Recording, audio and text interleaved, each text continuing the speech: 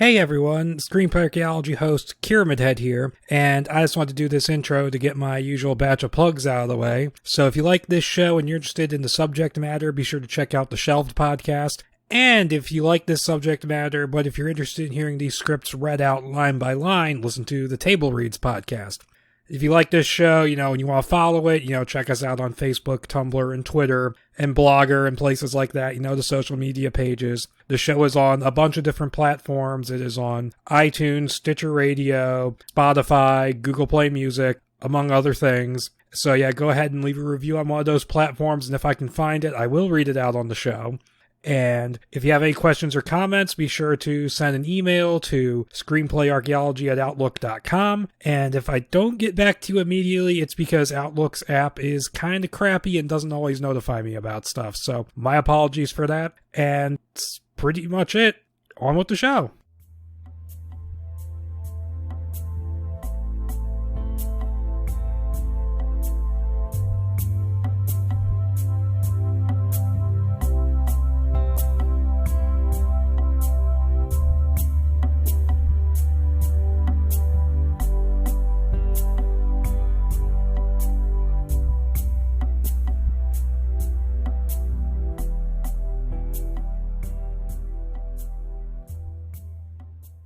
All right, everyone. Hello and welcome to a new episode of the Screenplay Archaeology podcast. I'm your host, KiramidHead. And I'm special guest WhiskeyBrewer, back again after so long. What was the last? Oh yeah, we did it, the last one. I was like, was it Commando? Fuck. No, it was the last one, yeah. No, Commando 2 just sticks in my head because that's the message chain we've been exchanging ever since. But yeah. With my bad French Arnie. Oh yeah. I can't even do the accent. Yep. But yeah, today we're doing an episode which we have talked about doing for literally 3 years now. This was, I think, when we first started talking about me guesting on this podcast. This was one of the scripts at the top of the list. Yeah. We were like, oh yeah, we've got to do this. We're both fans. Yeah, let's do it. Yeah. And it's taken so long. The guy has actually finally been able to do a new movie. Yeah. It literally just came out last month or the month before that. And I have it right here because it literally came in the mail today. And I actually managed to get to see it on the big screen too. Oh, you lucky son of a... Because it's still not out in the UK yet, I don't think. You guys have been getting tons of shit late. Like, pretty much all the really good movies from, the last quarter of 2019 didn't come out till, February over there. Yeah, and that's the thing. And normally we get them about the same time as the States, or a few weeks beforehand. But now, a lot of the films I've really wanted to see, months afterwards, like with The Lighthouse. That was only the past month that came out over here in the cinemas. I don't think have you even gotten Jojo Rabbit yet? Yeah. Oh yeah. We've had Jojo Rabbit. Okay. Cause I know that one came out later. I know. Yeah. I don't know what the delay was with that, but yeah, that finally turned up. Yeah. I just think it's one of those things where it's like, oh, we got a limited release on this thing even over here, but we gotta make it even more limited overseas because somehow that's going to make us more money. But to stop beating around the bush, the subject of the episodes, we're going to be covering the original Richard Stanley script for The Island of Dr. Moreau, which did kind of sort of get made as the 1996 movie, but with a fair amount of changes. And it's going to be a weird one to talk about because there's going to be some scenes which are almost identical and then some which are almost completely different. But even the almost identical ones are filled with just a whole lot of changes by comparison. It's a very strange comparison. Yeah, again, it's what you got two different creatives in a sense with Richard Stanley's script and then the film which John Frankenheimer ended up making. And then you have the other egos involved.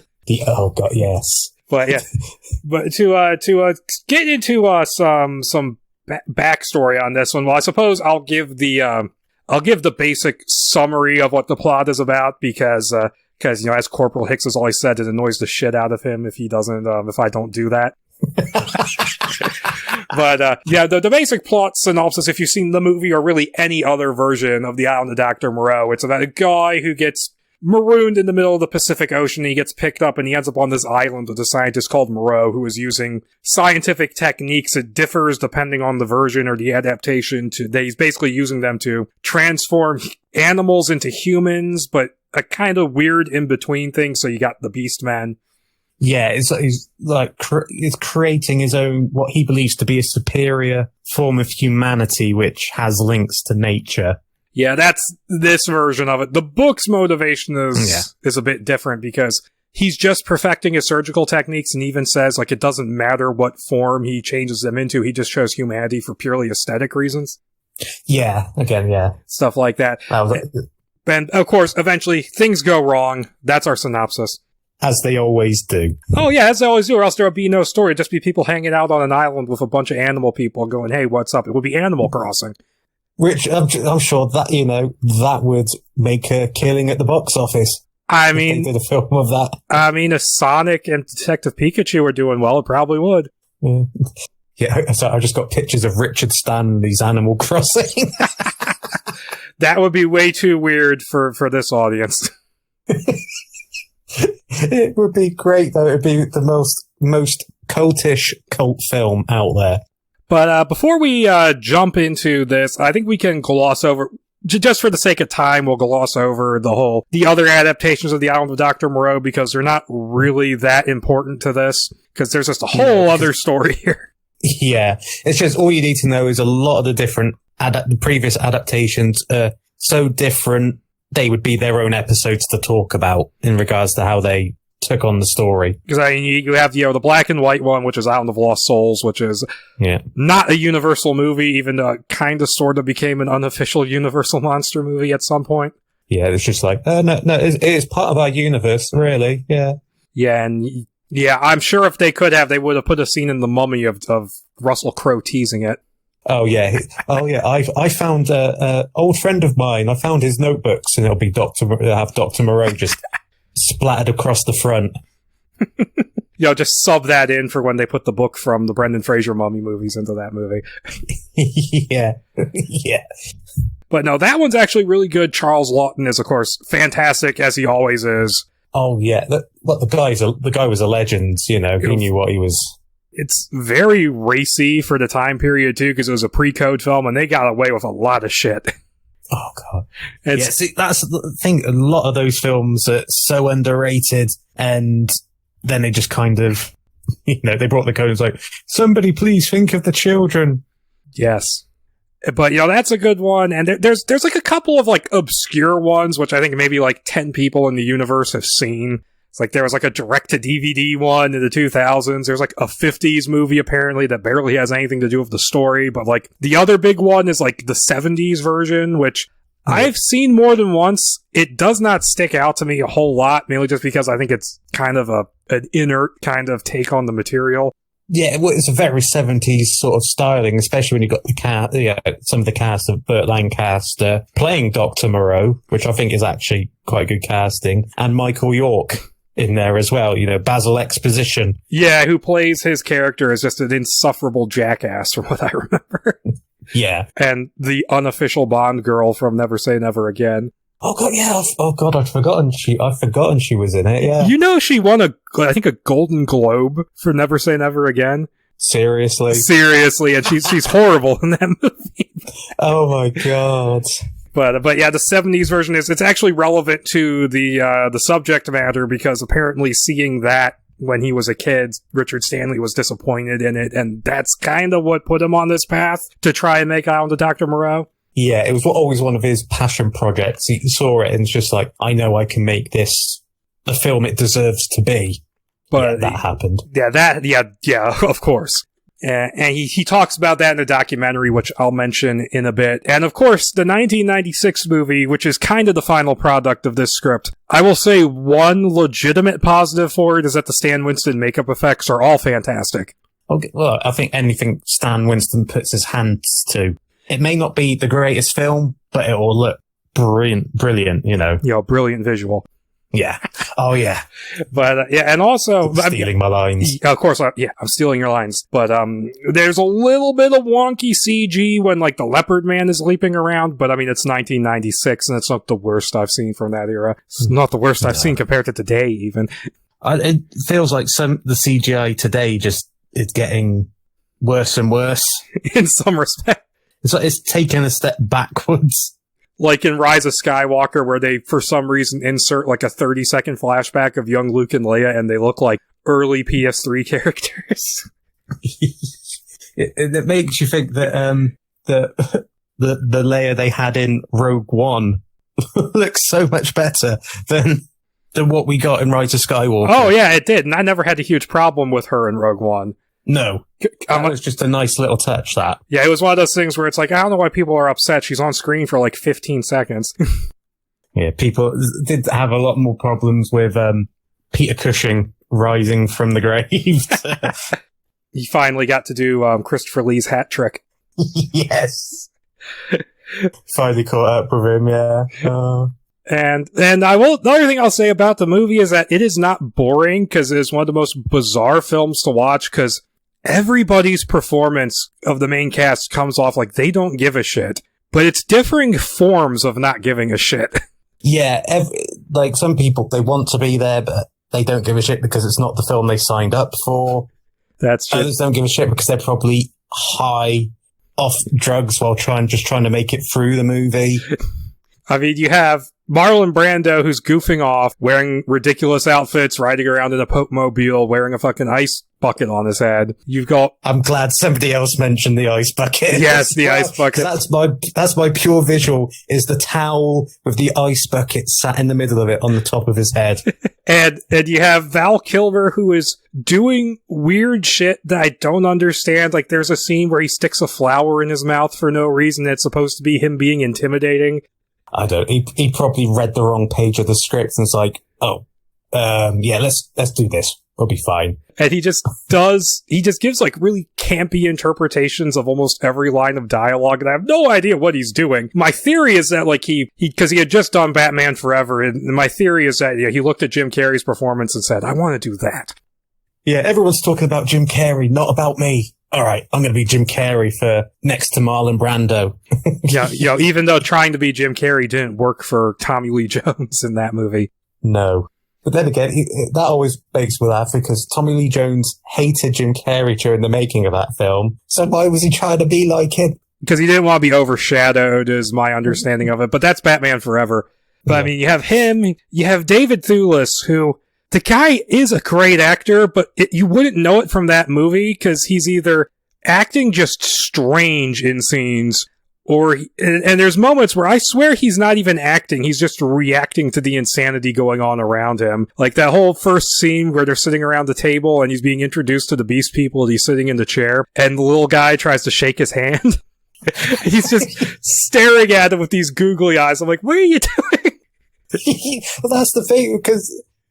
I'll mention first, that little guy isn't in Stanley's script. You wonder if it was just a friend of Brando's that he brought along, was like, my friend's in the movie now. I actually think he is in it a little bit, because they mention a little pink sloth guy. Oh yeah, they do mention, there are the three sloth guys in the script. But it is, but actually there is a story behind that, because he was supposed to have a really tiny role, but he ended up getting a bigger one because Brando liked him. Yeah, and he said, probably makes sense. He's like, I want all my scenes to be with him. And speaking of the little guy, that's another thing we have to give to the movie. Without this movie, we would not have Mini-Me. Oh God, Mini-Me's in it. Yeah, well, he's not Mini-Me, but it's not the actor. No, but it's that sort of, it's the creation of Mini. Yeah, who would have thought that actually Dr. Moreau created Mini-Me? Yeah, because they even do the scene with the two pianos on top of each other. Yeah. Oh no, that makes me think that must be what Austin Powers was wasn't just doing that to be funny. They were spoofing this movie. This movie, yeah. Which is something I think Mike Myers probably would have done. Oh my God, yeah. Yeah, and also it's responsible for the creation of Dr. Mephisto and Kevin from South Park. Oh yeah. It's the most beautiful homage / spoof anyone could do of the 1996 Island of Dr. Moreau. South Park went and did it. Yeah, bizarrely, the movie has ended up with kind of a legacy because of that. Yeah, well, yeah, of people wondering where the hell that came from and going, hey, they're taking the piss out of Brando, guys. But yeah, it's a bizarre movie to watch just because everything just feels like it was just fucked up. And then you have like Fairuza Balk, who just looks pissed off through the entire movie because she was supposed to be in the Stanley version and now she's just like, ugh. Yeah, well, don't forget, and then there is the story of how she got one of the crew to help her escape. Yeah, that is true. Like a spy movie, they caught up with her at the airport in costume and dragged her back to set. Yeah, and speaking about all those crazy backstory things, like if you want to know more about that, go check out the documentary Lost Soul, because that's all about it and you get pretty much everything. Oh yeah, they do fill it in. From what I've heard, it's the documentary I really want to watch, and I just haven't been able to watch it yet. Yeah, there's a couple of weird things about it. Like, obviously, they can't get every perspective on it because, like, of course, Val Kilmer's not going to want to talk to a documentary about this because it's not going to paint him in the best light. No. And Frankenheimer can't talk about it anymore because he's been dead for a long time. Yeah. Fortunately, it would have been nice to have heard his side of things. And also, both David Thewlis and Ron Perlman, who's in the movie, they kind of cut him out of a lot of it. They both declined interviews. But what's bizarre about it is that not only did they not get interviews, they just studiously avoid mentioning them throughout the entire thing. It's very strange. Wow. If I remember rightly, wasn't Thewlis a last-minute replacement for somebody else? It was Rob Morrow from Northern Exposure. That was it. I was trying to remember the guy's name. He was Stanley's casting choice because what happened was the original casting, it was Bruce Willis as the lead, and it was James Woods as Montgomery, which would have been amazing. Of the version in Stanley's script, yeah, actually James Woods would have been perfect for that. And Bruce Willis was getting divorced, and that he couldn't do it, and that threw off the schedule, so James Woods couldn't do it. And then it kind of got thrown into flux. And so he when Val Kilmer got interested, Stanley kind of jumped at him to play the lead because he figured, I need this big name to get it made. And then Kilmer was like, I want a smaller role, so he ended up getting Montgomery instead. Yeah, he really helped matters on that one. Yeah, the movie sort of pulled The Jackal, where Bruce Willis and Richard Gere just completely swapped roles. Oh yeah, that's right. Yeah, I forgot that. Again, it's another one. There's always these little stories about people swapping roles in films. But yeah, there's plenty of more stories about the movie. Go check out the documentary. Yeah, definitely be worth it. Definitely be worth it. And do you want to go into Stanley's couple of movies real quick? Oh yeah, well, they're always worth mentioning because in my head when I was rereading the script, I could see elements of his first two films. A little bit. In tone more than anything. Yeah.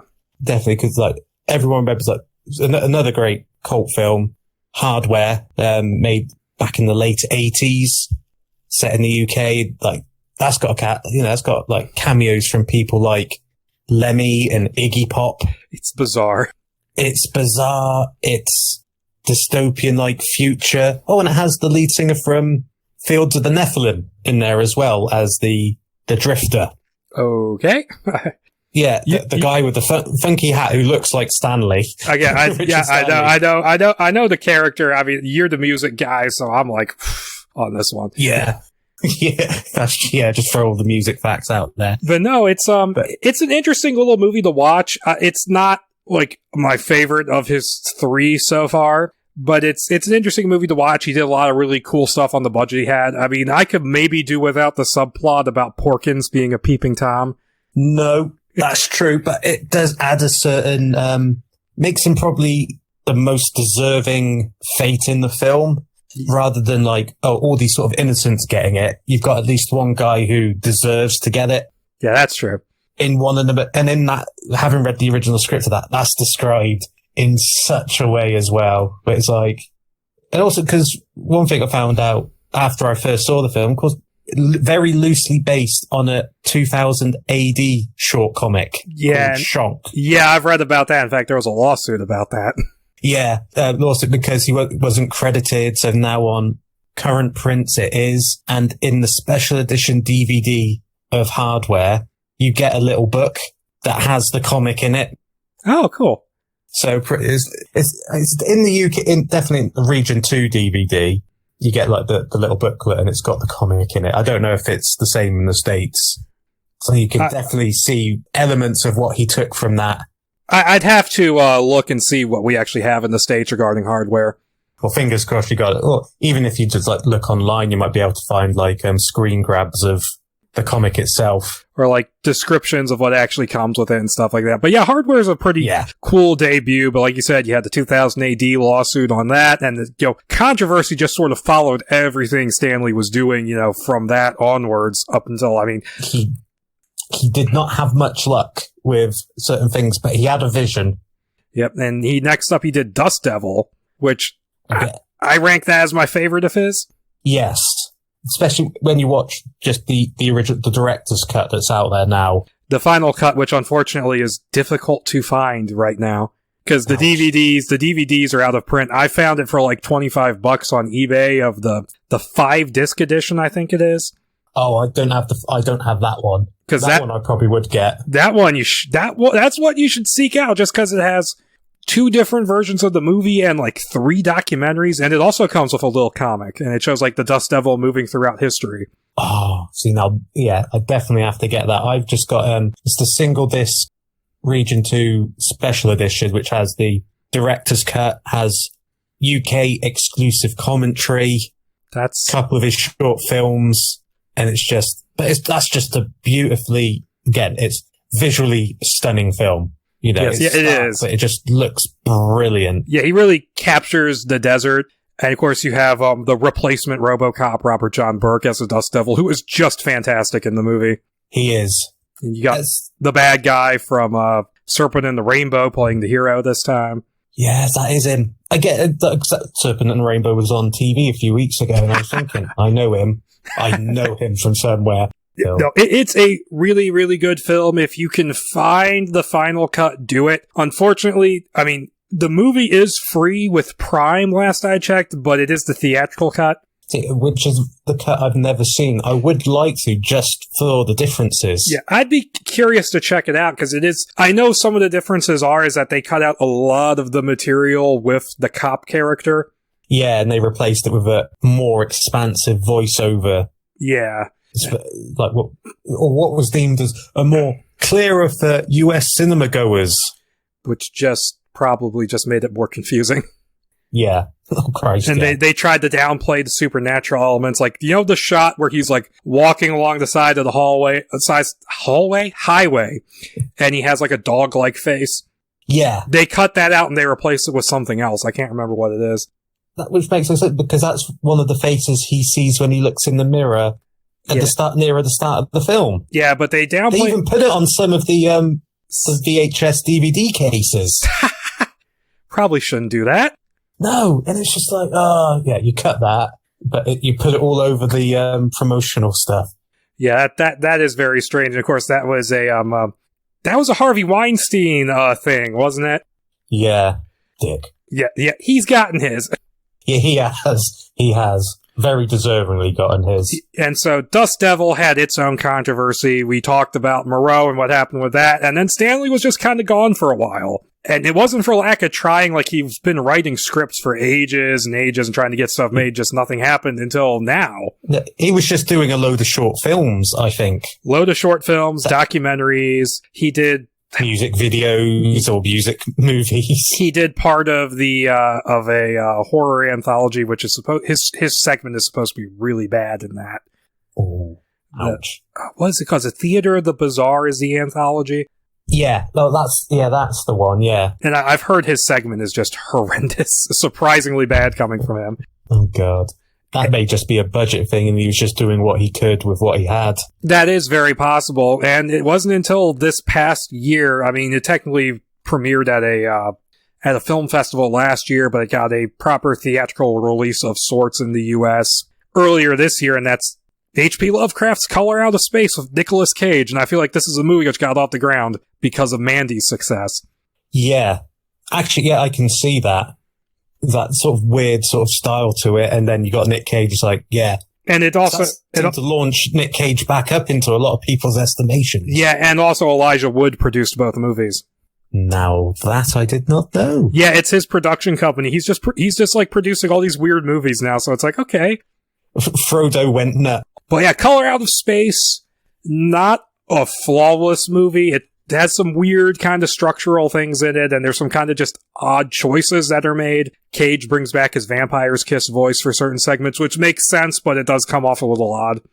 That's true. And also some of that, because like one bit I know from Color Out of Space, it was originally meant to be a different location. Yeah, he says he originally wrote it as he transposed it to the south of France, and it was supposed to be like a retired or early retired middle-aged accountant from England or something, and there's supposed to be a language barrier would get worked into it.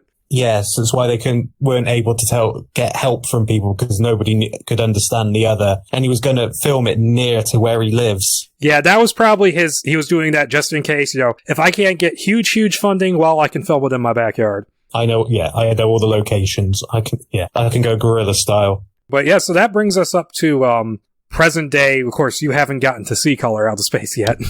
Not yet. Nope. The UK's getting screwed on that one at the moment. Yeah, you can't wait for a couple more years to pass and to get screwed again when his Dunwich horror movie is on its way out, because he's supposed to be doing a Lovecraft trilogy. Yeah, that would be very interesting. Again, because there's been a lot of talk of what the third one could be. But I guess that means we got to jump into the script now. We do, yeah. We got to jump in head first into the craziness that is The Island of Dr. Moreau. Yep. And so the script is, and this is a digital retype. I have seen a scan, which is a couple pages shorter, but they seem to be the same draft. Yeah, I've only got the one draft, which I got off you. So it's like, to me, it's all going in blind, apart from what I know from the script. So yeah, and so this is actually and I believe it is the same script, but it's dated April 26, 1994. And the writing credits are Richard Stanley and Michael Herr. Now, Michael Herr's contribution, apparently he helped Americanize it a little bit, because it was apparently a little bit more English in the way it was written in Stanley's first draft. That's how Stanley writes. Yeah, and I'll talk a little bit about that, because I only really know the one thing from right at the very beginning.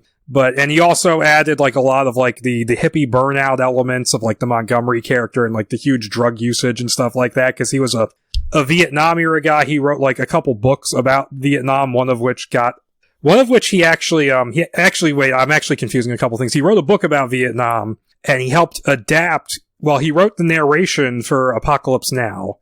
And he... Oh, no, that's some good narration, that is. And he co-wrote the script for, get ready for this one, Full Metal Jacket. No way. Yeah, I saw that on IMDb, and I'm like, oh, wow, this guy's cool. Oh, yeah. This guy got to write stuff for R.L. Ermy just shouting at people. I'm pretty sure some of that was improvised. Well, that's true, yeah, because, as we've spoken about, I think we probably have mentioned it at the podcast randomly. Yeah, he was a drill sergeant. So yeah, and he was the real deal, and he actually was a really good actor too, but that's a side tangent. But Stanley says he actually really appreciated Herr's contributions. He mentions this in the documentary, saying that he became a better writer himself because of this collaboration. And he mentions, the script is revised by Waylon Green, and Stanley mentions him kind of briefly and says he was a guy the studio wanted to bring in just to do one more rewrite, and he felt like he didn't add all that much. No, he was probably sent in just can you rejig slightly one or two bits, but don't make it too obvious. Because, a lot of, studio mandated rewrites like that can be very minimal and often don't get credited anyways, so it could just be standard stuff. Yeah, that's true. Now, Waylon Green is also, he's kind of a legend because he wrote The Wild Bunch. The minds that have worked on this film, Dr. Moreau, that I didn't realize initially. People writing who've worked with Sam Peckinpah, people who work with Stanley Kubrick. Yeah, it's crazy. It is crazy. And also, Waylon Green, he wrote the unproduced Arnold movie Crusade, which was going to be directed by Paul Verhoeven. Yep, and that's actually a really good script, and that was the thing that got killed by Cutthroat Island. Oh God, yeah.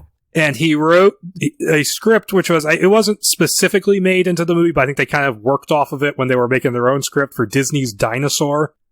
Oh, God. That got changed a few times, I think. Yeah, I think his version was one where the dinosaurs didn't talk. Yeah, so or and something. Disney like, no, we've got to have talking animals. Yeah. If anybody actually remembers that movie, because I'm pretty sure that's in the Disney animated canon. Yeah.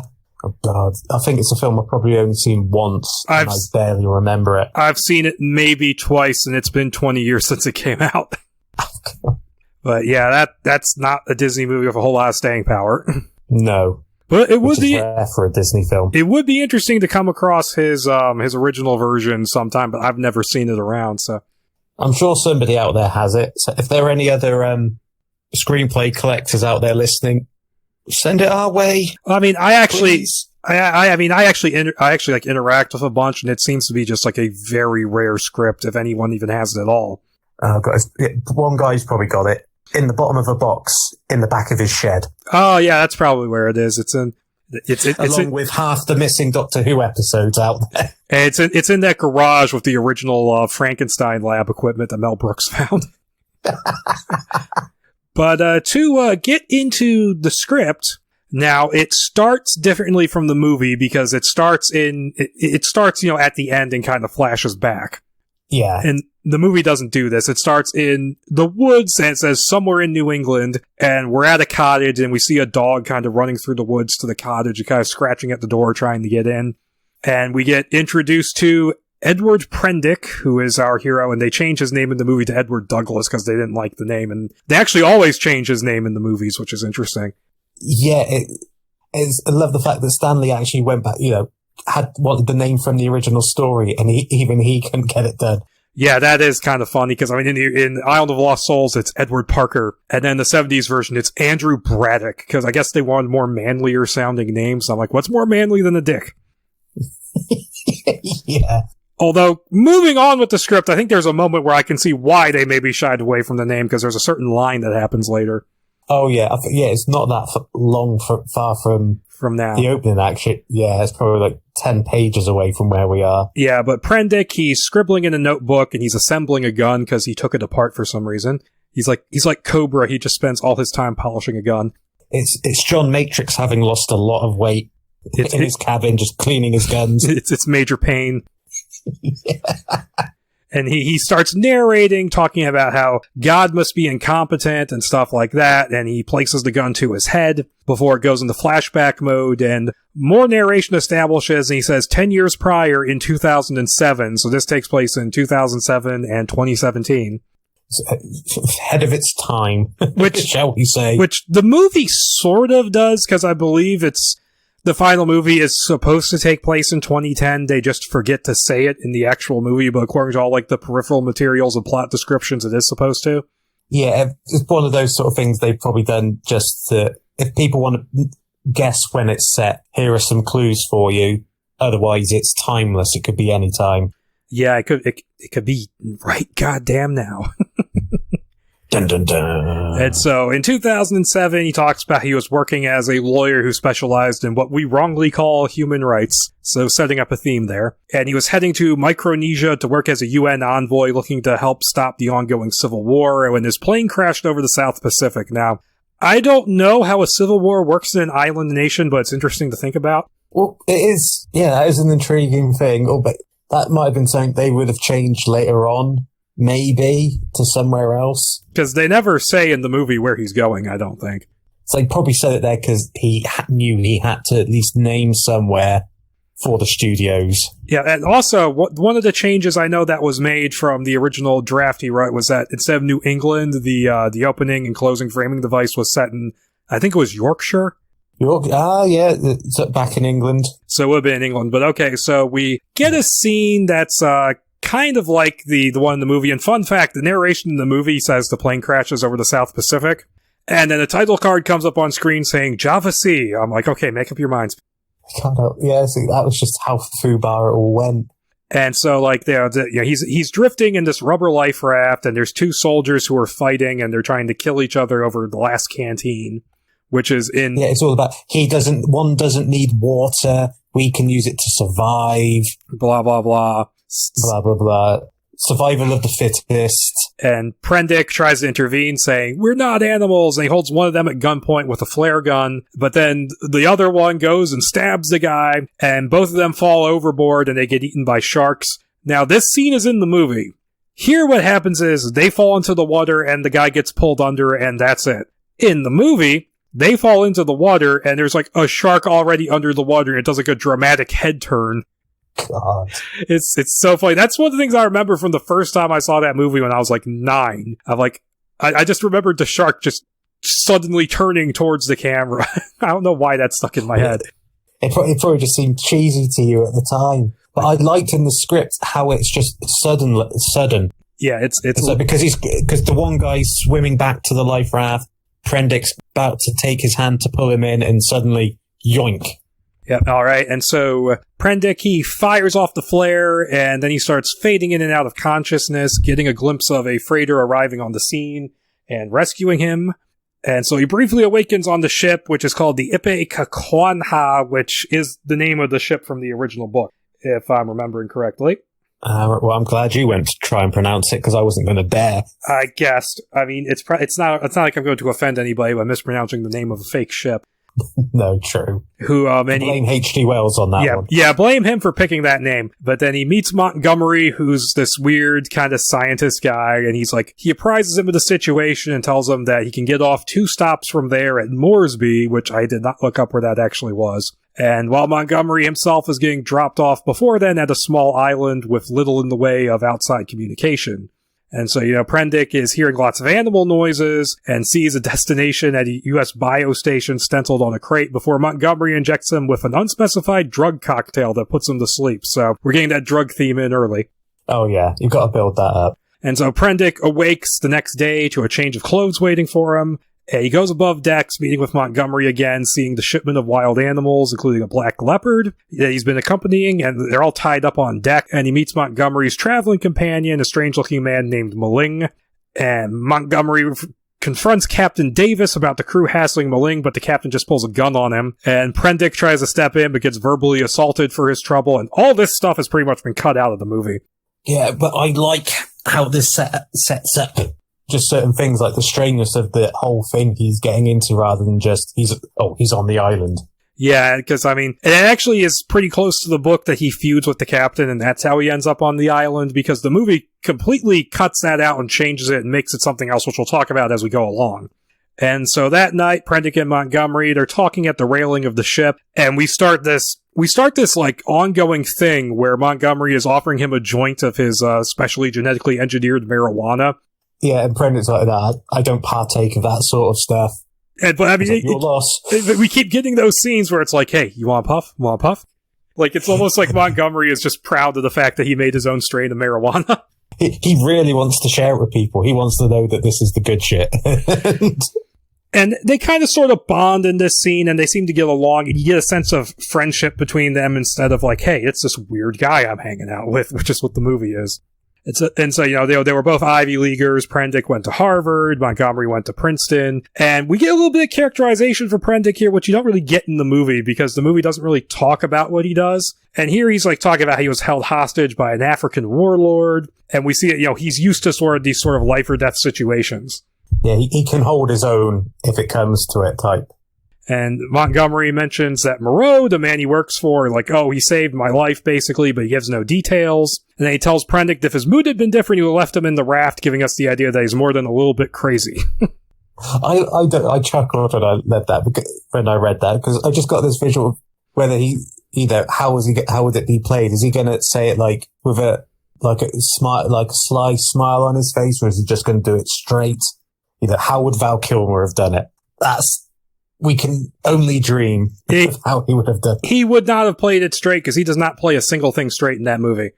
No. He would probably have left you in a thing and then pretended to have tried to throw him over the railing or something. Yeah. He would have done something weird and random, but moving on. The next morning, Prendick awakes to the captain shouting as Montgomery, Maling, and the animals are being offloaded onto a boat that's piloted by Moreau, who is described as looking like an Old Testament prophet. And so Moreau gets introduced early in this one. I know. And I'd completely forgotten about that till I went back and reread it, and it was just like, he's there. He's like very hands-on in the events of what he does. And it's very specifically described that he's wearing like a white suit and a Panama hat, so nothing like he looks in the movie.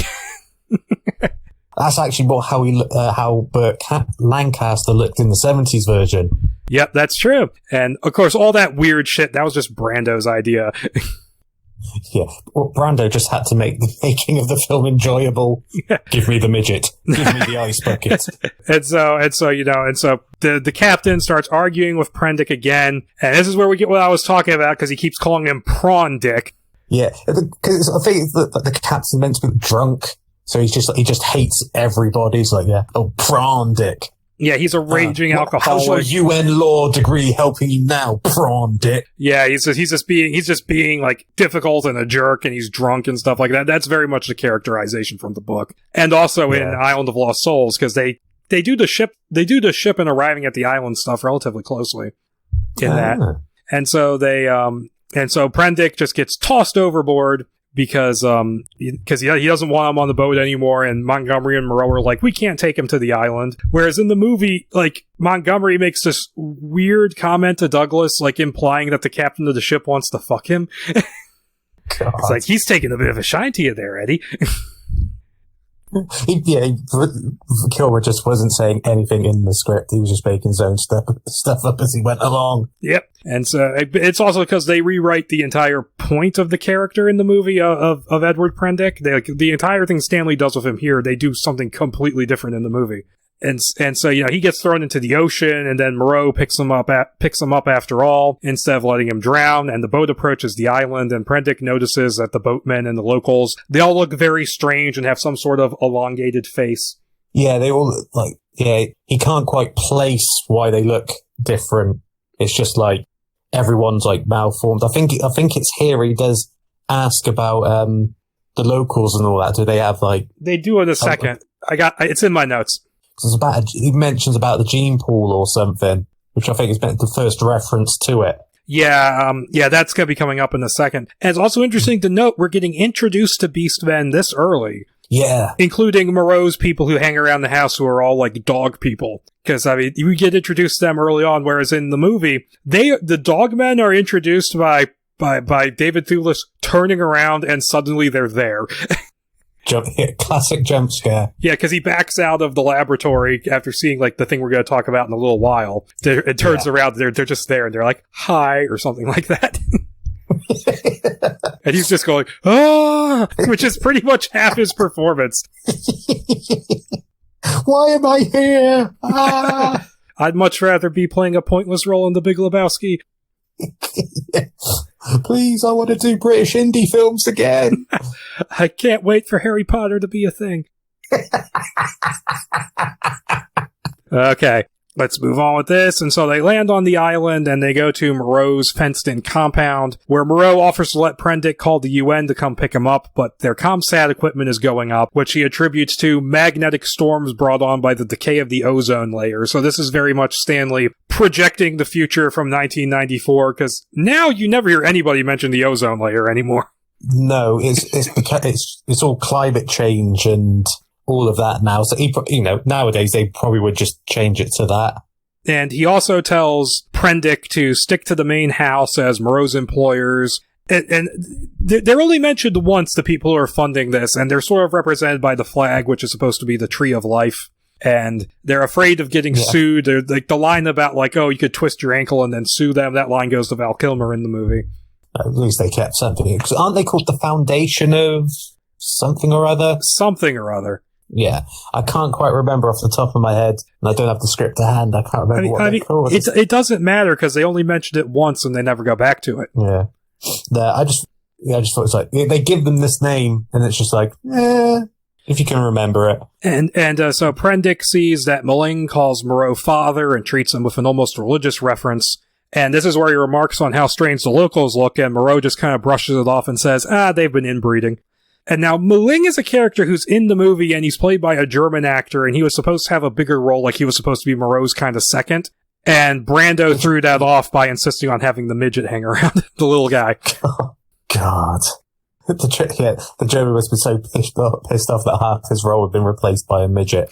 And the guy apparently had a massive ego about the fact that he got a bigger role and was just treating him like crap, too. Bloody hell. The egos on this film. Oh my God. Everybody had an ego on the film except for David Thewlis, who's just like, why am I here? Help me. Yeah, he went method. Definitely. And so Prendick, he gets brought up to the main house where Montgomery leaves him in the library while he goes to look for Moreau. And this scene's kind of in the movie. He wanders the room seeing pictures of Moreau with, there's a picture of him with a dark-haired woman, which we'll come back to later because that's actually a behind-the-scenes thing I can talk about.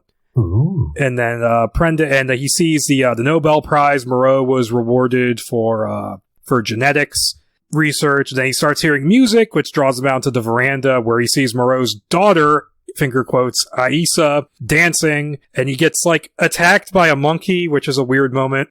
Yeah, again, there's a couple of like little weird asides in there, which that could easily be cut and from Stanley's script, and it would just flow fine. Yeah, and that scene is in the movie, but without the monkey. And instead what happens is he just stands there watching her, and she notices him, goes, crap, and then turns off the music and goes to talk to him. Yeah, which I thought, I'd love that. That is just that's a nice, sort of oddly very natural reaction. Yeah, but it's directed very oddly, though, because I should say I don't really blame Frankenheimer for the problems with the movie. I mean, he was handed a plate of shit to eat, and he had to eat it. But, I mean, there is some kind of flat direction in there that doesn't quite work. And so they're talking, and it's kind of an odd conversation. She's particularly interested in his hands because he has 5 fingers, which is supposed to mean, like, the more advanced beast people have 5 fingers like a person. Like, you get the idea here more than you do in the movie, where she just says a couple of times, oh, he's a 5-man, and you don't really understand the significance of it that much. No, well, her talking about his hands, that brings it to the fore. And, again, for a cinema-going audience, that would be a nice visual way of showing it. And so Azazello, who's another one of the dog men, he interrupts, bringing Prendick his breakfast, and there's this whole thing about how, like, they don't eat meat on the island, so that's a thing. And yeah, they're all vegetarian. And of course it's because, it's because of, Moreau's sort of, the way he set up the animal society and stuff like that. And so, and Aissa goes off with Maling and Azazello to recite from Alice in Wonderland because they're rehearsing for a play that we see later. And then Montgomery shows up and kind of, draws Prendick away. And this is another scene where he keeps offering to joint to him, going like, hey man, I created this thing myself, man. You've seen weird shit already. Why don't you have some? You'll see even more. Now, in the movie, this scene ends in a really awkward way because instead of Azazello coming in and going, hey, you have to recite, and here's your breakfast, Val Kilmer just shows up in the background of the scene, staring down Fairuza Balk, and then puts a flower in his mouth, which for some reason scares her away. So even just describing that just seems so weird. I wonder, is he going to be like trying to force his eyes out of his head to make them all boggly? Yeah, no, he doesn't. He just is staring. No. Yeah, he's just staring, but the way you've described it, I can just picture like boggle eyes just staring at it. It's like, oh. That was actually my avatar in a couple forums for a while, was that picture of him with a flower in his mouth, because it was just such a weird, random thing. You should return that for your profile pic on AVP Galaxy. Yeah, I guess I should. I'll keep the Screenplay Archaeology signature, I guess. Yeah. Oh, you've got to, definitely. Yeah. But I suppose I can change out the avatar every now and then. Oh yeah, work it on each podcast. Yeah, it's almost like a weird moment. Like, I don't know if you've ever seen Deadfall with Nicolas Cage. No, I haven't actually. There's a scene in that where Michael Biehn and James Coburn are talking, and it'll just randomly cut to Nicolas Cage on the other side of the room snorting coke. That is one of Nicolas Cage's weirdest films and one of his funniest performances. That just makes it sound like it's a behind-the-scenes shot. They hadn't realised, damn, we haven't got enough Nick Cage in here. Well, we recorded him at the party, snorting a load of coke. In the film. He's only in the middle half hour of a 90-minute film, so that's probably why. Yeah. Okay, yeah. So Montgomery returns, and when Prendick mentions the Nobel, he says that Moreau is well known in the field of genetics, but was forced to move to the island 18 years ago because of pressure from animal rights groups, and that he himself has been there for 10 years.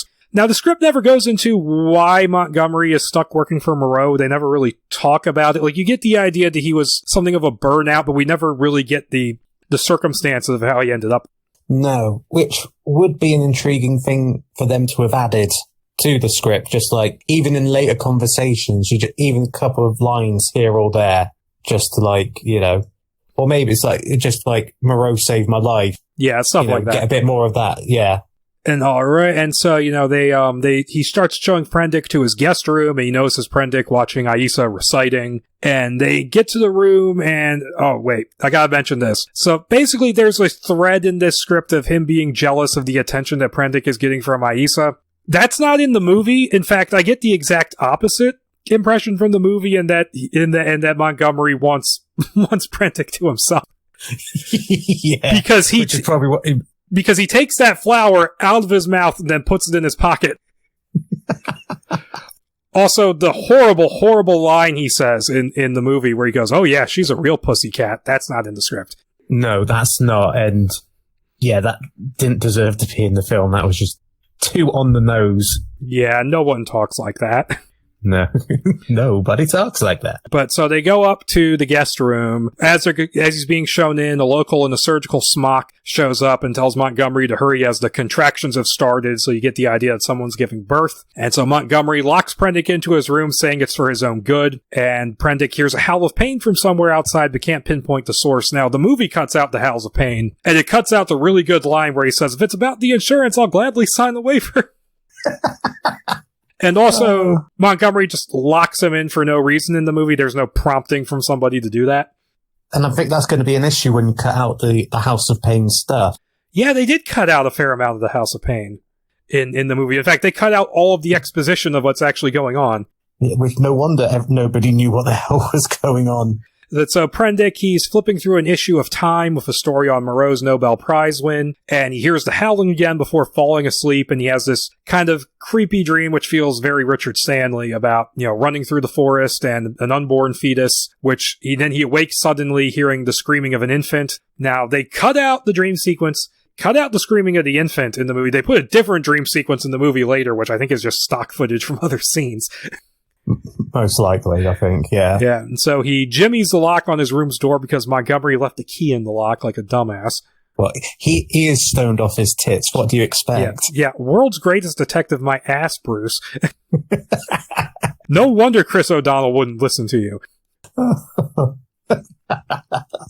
Yeah, just got pictured like Michael Goff just in the corner shaking his head sadly. I'm reduced to this. And so he gets out of the room, walks out, starts sneaking around the compound, and he notices that the screaming is coming from a cluster of Nissan huts that are across from the main house. And he picks up a baseball bat from a pile of sporting equipment because baseball is a theme in this script, which they completely cut out of the movie. Yeah, I reckon that's one of like the part of the Americanization of Stanley's script. Yeah, true. It's probably cricket in his version. I was just about to say that. All-rounders. Or maybe it's soccer. Or rugby, otherwise known as American football without the padding, because we don't need it, because we're hard. But, okay, so where are we going with this? So he goes to head for the huts, and Aisa shows up, and thank God I watched the movie, because now I have a pronunciation I can stick with. She tries to stop him, saying that's forbidden to approach the House of Pain, which they never actually call it that in the movie.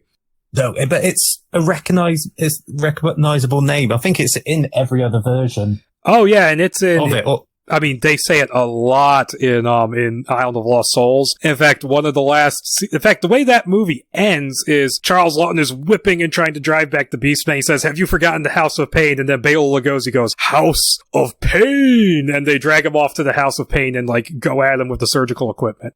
See, now that would be a nice sequence to update, nowadays sort of thing, without the theatrics of Bela Lugosi. And one thing I do have to mention about this script that's really interesting is that from what I remember of the book, and it's been a while since I've read it, this actually follows the overall structure of the book relatively closely.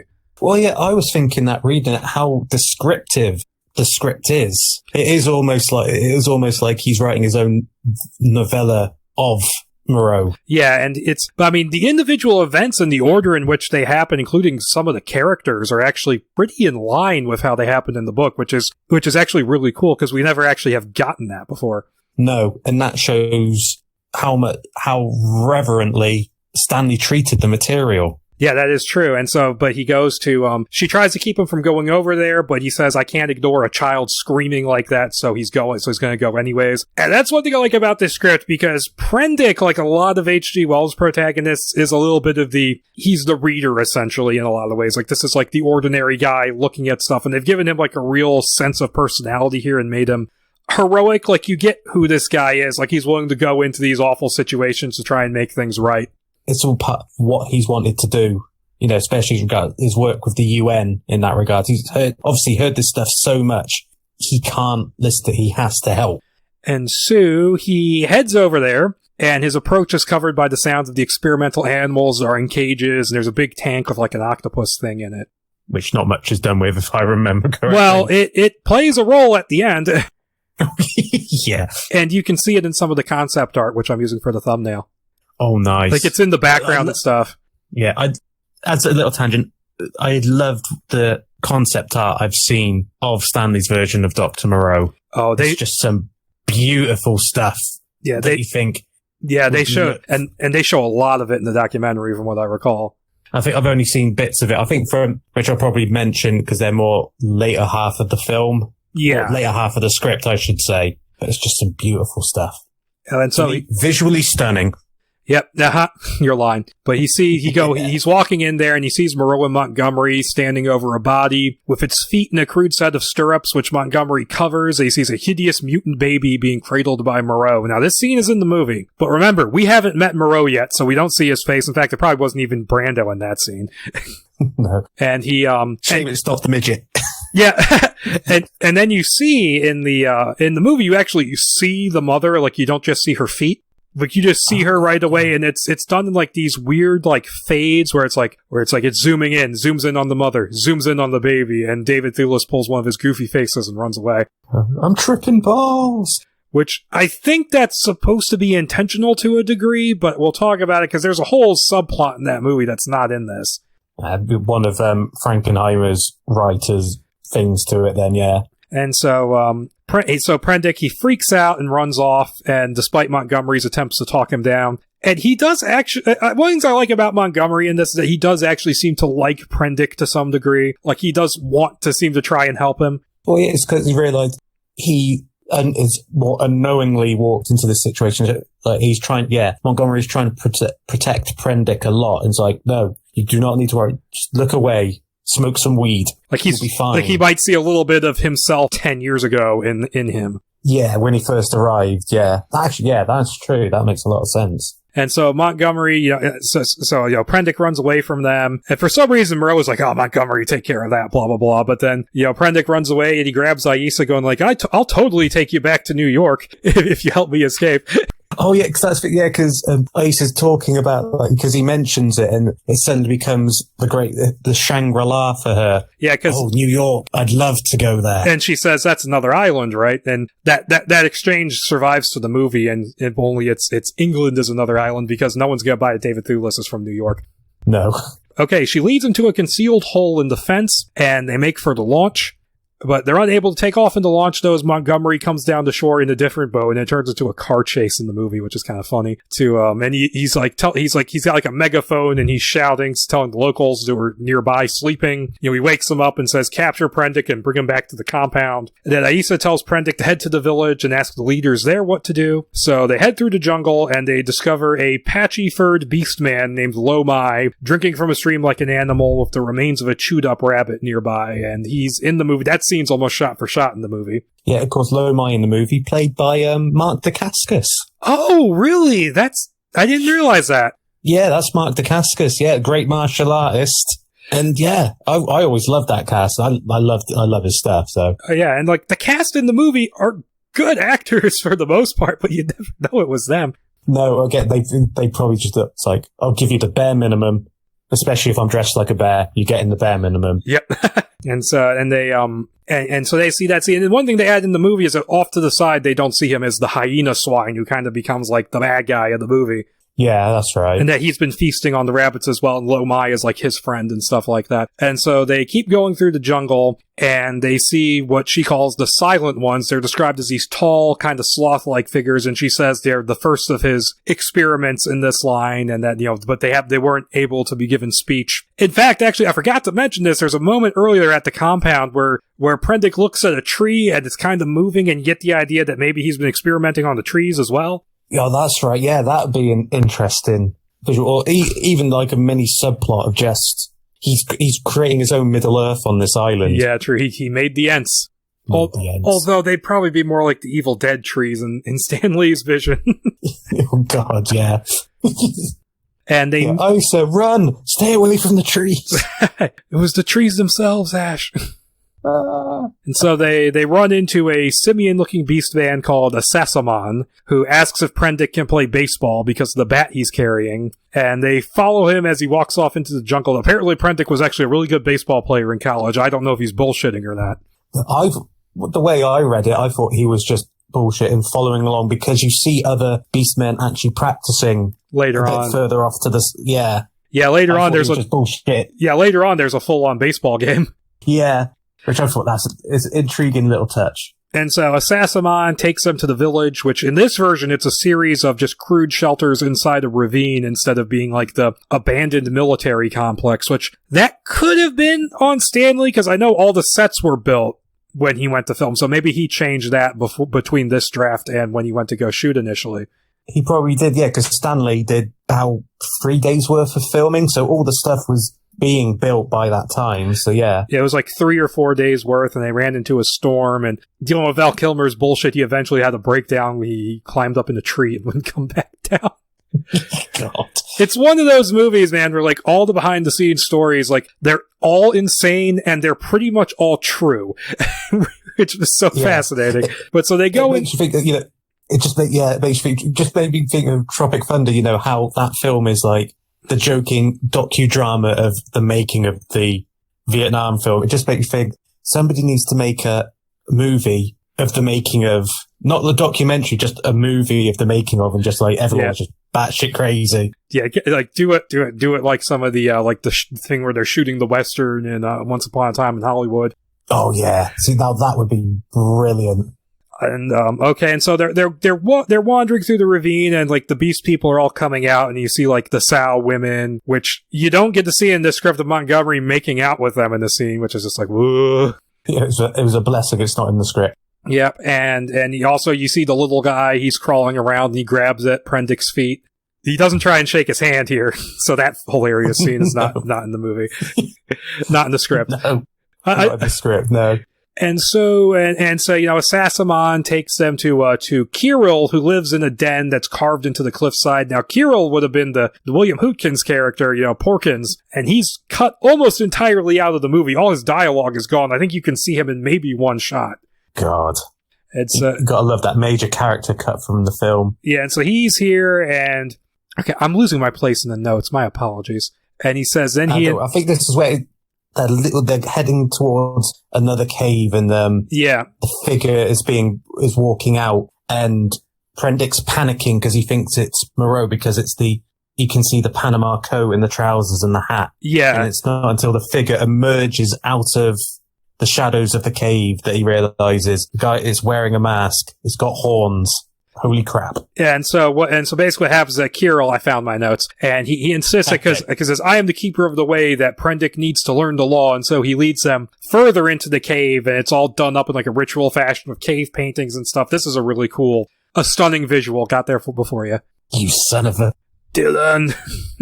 Dylan, you son of a bitch.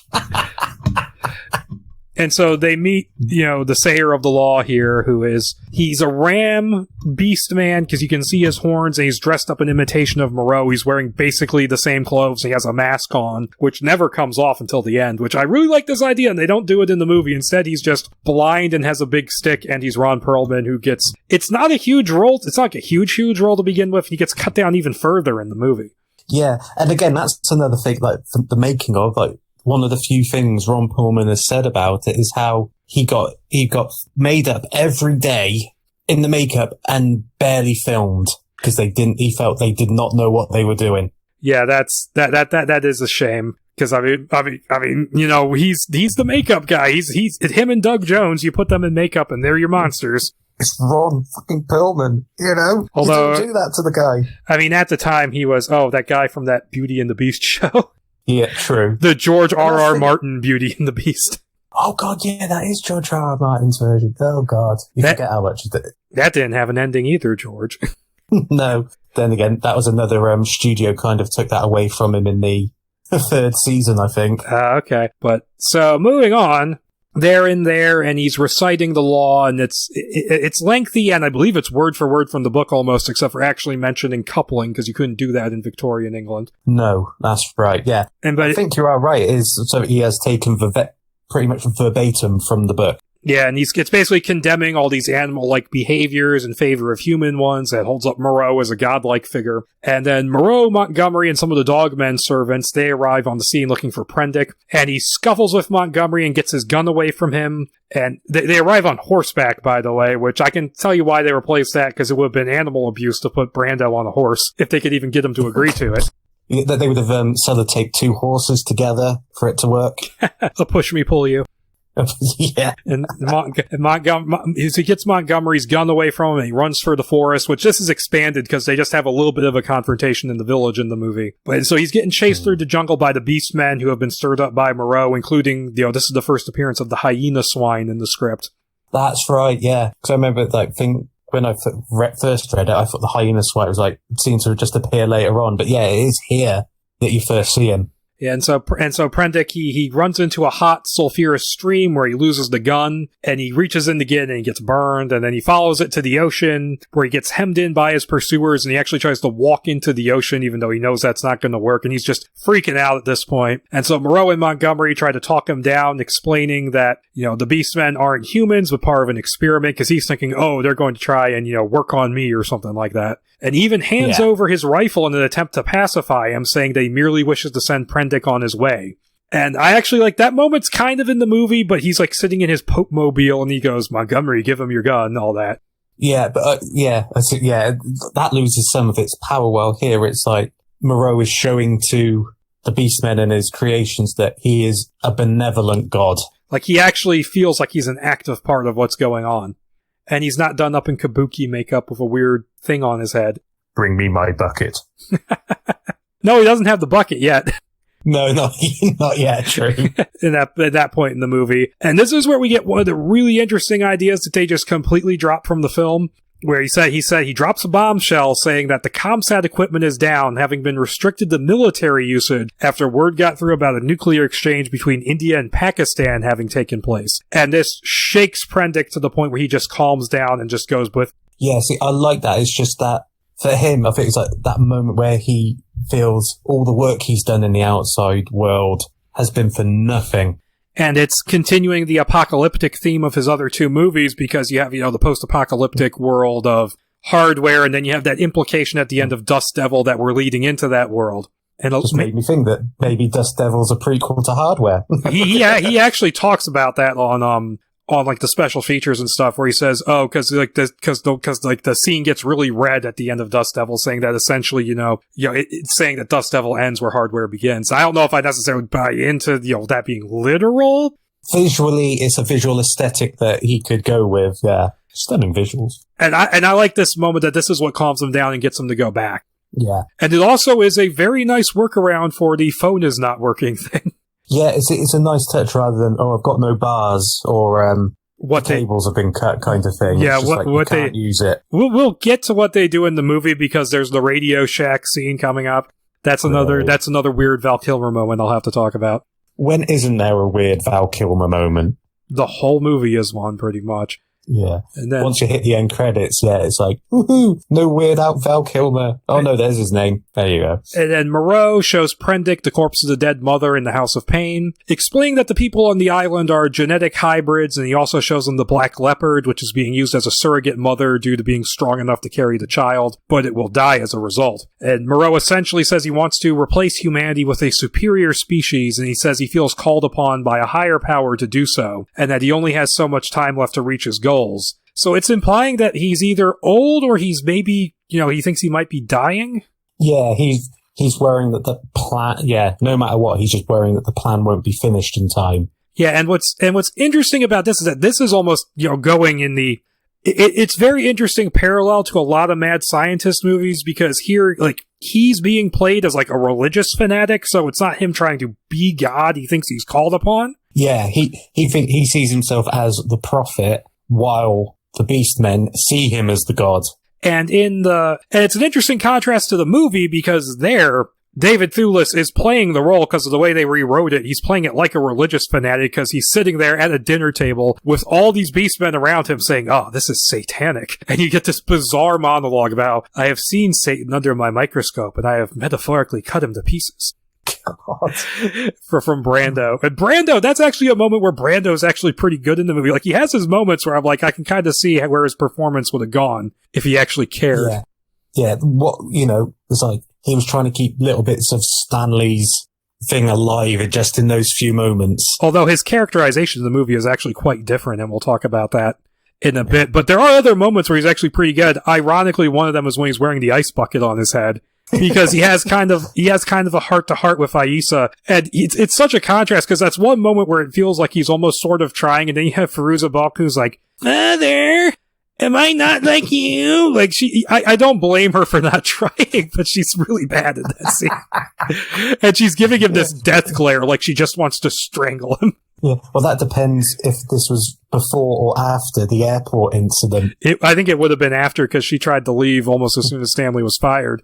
Yeah, getting a member of the crew to drive her to the airport. And like in a spy movie. Yep. The rest of the crew appear and drag her back to set. It's like the opening of the Prisoner. Yes. And then he goes, Moreau starts explaining that he uses nanotechnology. This is the second time I've had to talk about that in the space of 2 episodes. Yeah, poor son. To extricate specific gene sequences. And so that's one thing I like about this, that he's actually explaining what he's doing. The movie cuts out any sort of explanation of what, the genetic research actually is. He just says, "Well, you won't fully understand what I'm talking about anyways. I don't have time to explain it to you, so I'll just say that they have been fused with human genes," and then that's it. So, the exposition here, we'll call it exposition, but the reasoning, it just works. Yeah, and it's well-written, clear exposition. Most films could only dream of having something as well-written as that. Yeah, that's true. And so you get that explanation, and then Moreau shows Prendick video footage of the first Beastman. He helped create an ape-man named Prima, which it didn't strike me until just now that that's a reference to Louis Prima, who was King Louis in the Jungle Book. I never noticed that. I just picked up on that literally right now. That's brilliant, that is. That's a nice little touch. And the video footage is of a behaviorist who assisted him in his early days, her name was Dr. Conway, and it shows her interacting with it. And then it says that eventually she was killed by a different beastman that was in a fit of rage and pain, and that they later disposed of. Now this goes back to the woman who was in those photos earlier. Now, the one thing that Stanley actually got to shoot before he went on location, he shot this in Hollywood, was what he shot, was this flashback, this video footage that we see, and it was horror icon Barbara Steele playing this character, and this all got cut from the movie. The fact you got into films, and it's quite a major part of the script. It's sort of where it all a lot hinges on, really, is this description, this flashback, and why he's doing it, why he's continuing the work. And so he talks about how the deliberate infliction of pain, as well as certain chemical treatments, is needed to curb the Beastmen's violent and sexual instincts. But Moreau feels he'll have the answer before too long. He feels like he's close to making a breakthrough. And so later, Prendick he's watching a CNN report in his room about the war going on in India, when Aissa comes to him. She comes to see him, confronting him about him lying to her earlier, but then she seems to be kind of okay with him. And it turns into an intimate moment where it turns into a full page and a half of a Skinamax level sex scene. It is very descriptive, I think, is the best way to say it. Yeah, and I will say, it's a little quick and a little cheesy, but as opposed to the movie where they barely have a relationship at all, and they just suddenly have a thing later on, and it's just this horribly acted, because they have that scene on the veranda where she's dancing.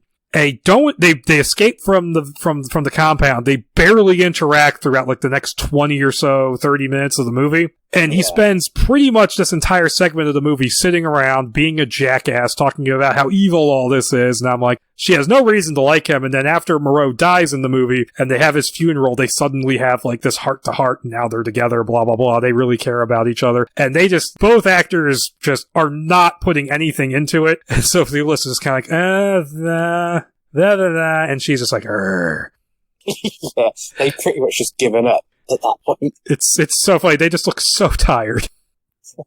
Yeah, and that's not acting. That's not acting at all. And so there's like a shadow, an unknown figure watching them from the hallway. We find out in like a few minutes that it's Montgomery. And then she also sprouts cat-like claws during the act, but it goes unnoticed for the moment. Yeah, it's an interesting take on that one, yeah. Especially how it's just, the description of it is slightly cheesy, but it works as the slow reveal of who she is. And it's actually kind of amusing, comparing it to Island of Lost Souls, where Moreau's whole sort of MO in the movie is he's trying to get the guy, he's called Parker in the movie, who's stranded on the island, trying to basically keep him there and isolate him to the point where he will just, he basically wants him to fuck the Panther Woman to see if they can breed or something like that. And he has to like keep prodding and prodding. He specifically sinks their fucking boat so they can't leave. And here, like, it just happens like that. Yeah, here it's just, well, to use a phrase, pure animal instinct in this moment. Deep, dark, primordial instinct. Yes. Thank you, George Romero. And so we go to Moreau playing the piano without the little guy. Bring me my midget. And we see that, and then we go back to Prendick, who notices the torn up bed sheets, and this is where he starts to suspect, what Aissa is, and he gets a glimpse at her pointed ears. And she insists that she loves him and will only bear a child if it's his. I'm like, wow, you have glommed onto this guy fast. Yeah, that is the most extreme reaction to a one-night stand you could ever hear. I want to have your baby. Whoa! And the guy would just be like, whoa! Yeah.